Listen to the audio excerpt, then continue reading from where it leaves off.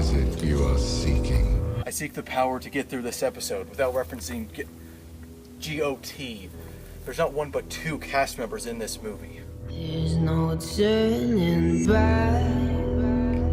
Drink. Oh, it's just grape juice. I was expecting something much more.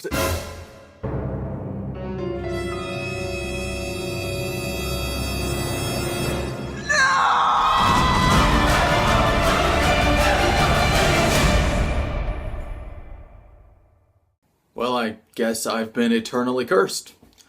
Well, let's jump right in. Dracula Untold's trailer opens with, appropriately enough, an introduction of Dracula himself. My father was a great man.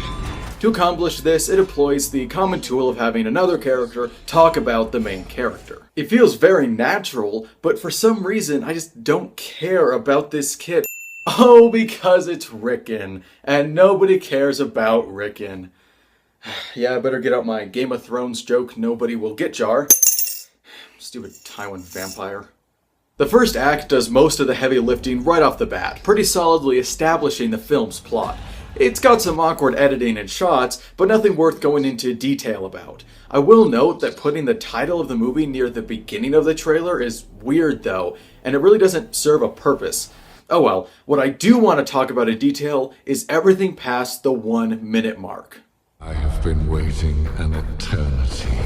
This is where the trailer gets awesome. It focuses next on a single scene in which Dracula goes to... Oh hey, it's Charles Dance as a vampire. You know, he didn't respond too well to sharp wooden things in Game of Thrones either, if you get what I mean. Dracula goes to a cave temple place and, of course, becomes a vampire. What follows is one of the best song-film matchups in a long, long time. It perfectly communicates the emotional stakes of the film. I get what it's trying to express, like, instantly. I feel that tragedy of Dracula sacrificing his humanity to save his family and people, only to be hated and feared because of it. This tone works. It hits hard. I see the devil inside him!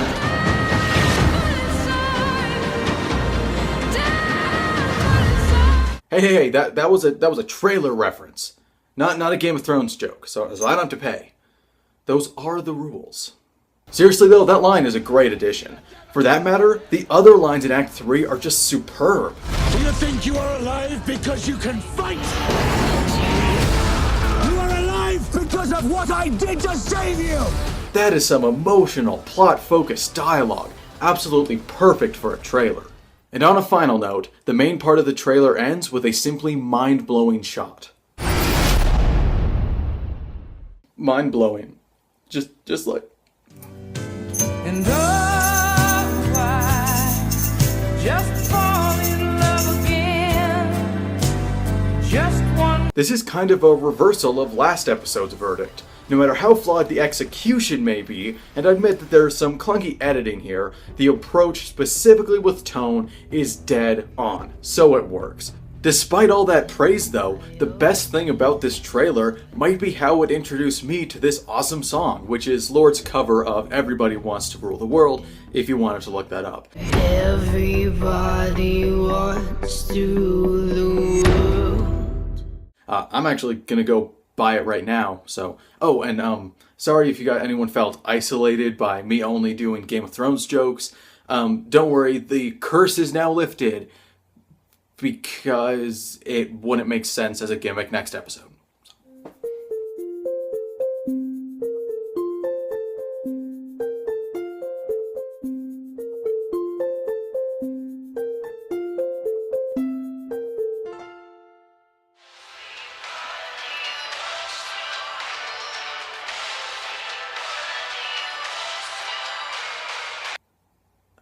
Wait a minute, what does Dracula have to do with ruling the world? No, seriously, why was this song used? Now, I'm not a music critic at all, and I don't want to focus too much on this, but I'm really starting to question why this song was selected, which isn't a good thing for the trailer, by the way. It's not like the song doesn't fit. Like I said, it gives off an appropriate tone, it's just that it doesn't fit as well as it could. There has to be a song out there that could give off the same vibe while still lyrically being related to the film. This one's inclusion is actually pretty confusing. Yes, it appears as though a sultan is conquering places, but that's not what the song is about in this context. They used this song to manifest the strife of Dracula specifically, and like I said, that works, so that's its subject, not the sultan. You can't give the music part to your protagonist and the lyrics to your antagonist. It just doesn't work. Because it doesn't quite work, this song choice seems kind of cheap, almost.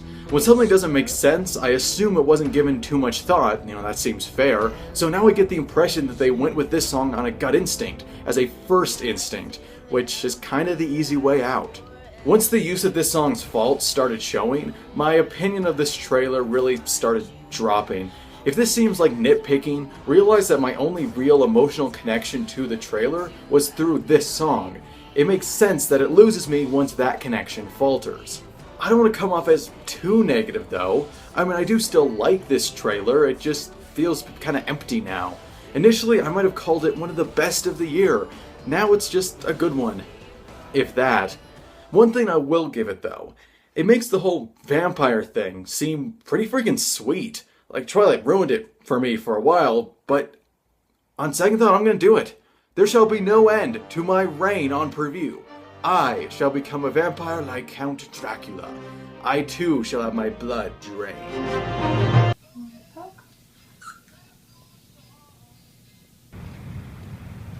Not what I had in mind.